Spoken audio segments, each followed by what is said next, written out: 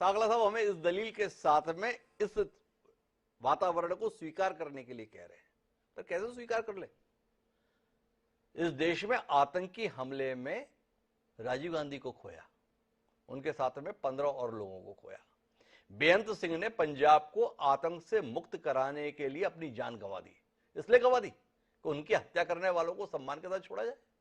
सवाल है, इस सवाल का उत्तर लेने के लिए मुझे अरुण पटेरिया जी के पास जाना है, लेकिन उससे पहले मैं जाना चाहता हूं रामनिवास जी के पास।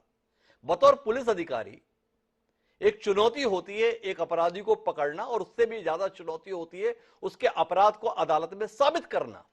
और उस सफलता के बाद में भी जब आप ये देखते हैं कि जिनको आपने साबित कराया वो पहले फांसी की सजा पाते हैं, फिर उम्र कैद में तब्दील हो जाते हैं, वो उम्र कैद के बाद में सम्मानजनक तरीके से रिहा भी हो जाते हैं, तो जानना चाहता हूं रामनिवास जी, क्या महसूस करते हैं आप जैसे पुलिस अधिकारी इन हालात को लेकर?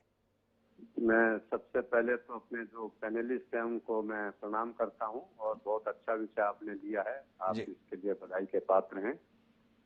ये भारतवर्ष में कानून के हिसाब से तो जैसे हमारे वरिष्ठ साथियों ने बताया कि कानून के जो जिसको कहें कि wheel with in the wheel की कानून की पेचीदगियों में उसका इंटरप्रिटेशन में जाएं तो सारी चीजें सही हैं, क्योंकि जब माननीय उच्चतम न्यायालय ने छोड़ा है और उसको निर्णय दिए हैं तो उसमें कानून की कोई बात बची ही नहीं कि उसमें तो कोई चीज है कि भाई कानून के दायरे से तो हम बोल ही नहीं सकते कि वो बिल्कुल सही है।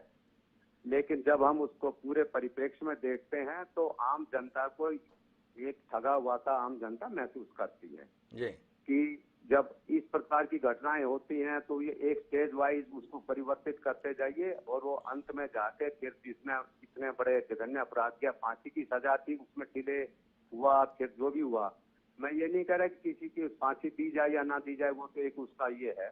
लेकिन जो कानून की प्रक्रिया है कि जिसमें इतनी बड़ी इंटरनेशनल साजिश थी ये, आज हम उसमें ये देखें माननीय राजीव गांधी जी की उसकी बेटी लंदन में रह रही है। एक सामान्य व्यक्ति की बेटी क्या लंदन में रह सकती है? ना मेरा उस महिला के प्रति कोई बुरा भाव है, एक कानून की बात मैं कर रहा हूँ। अच्छा है उसके परिवार के लिए, उसको खुशी मिले, उसकी बेटी को खुशी मिली है, उसके पति को परिवारजनों को खुशी मिली है, तो ये अच्छी बात है। लेकिन जहाँ कानून की बात आती है तो एक अंतर्राष्ट्रीय साजिश के तहत देश के प्रधानमंत्री की हत्या होती है, एक अंतर्राष्ट्रीय साजिश के तहत पंजाब के मुख्यमंत्री की हत्या होती है, एक अंतर्राष्ट्रीय साजिश जिसमें कि देश विदेश के लोगों को शामिल होकर उसमें सारी चीजें होती, फिर वो छूट के चले जाएं, तो वो एक दुखद पहलू है। कानून की प्रक्रिया से ठीक है, लेकिन आम जनता में उससे भ्रम फैलता है, वो एक दुख की बात है।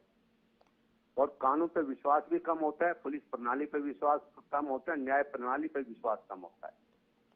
तो सबका ही तो विश्वास दिखता है, ऐसी व्यवस्था के साथ में जीने का फायदा क्या और ऐसे कानूनों को बनाए रखने का फायदा क्या?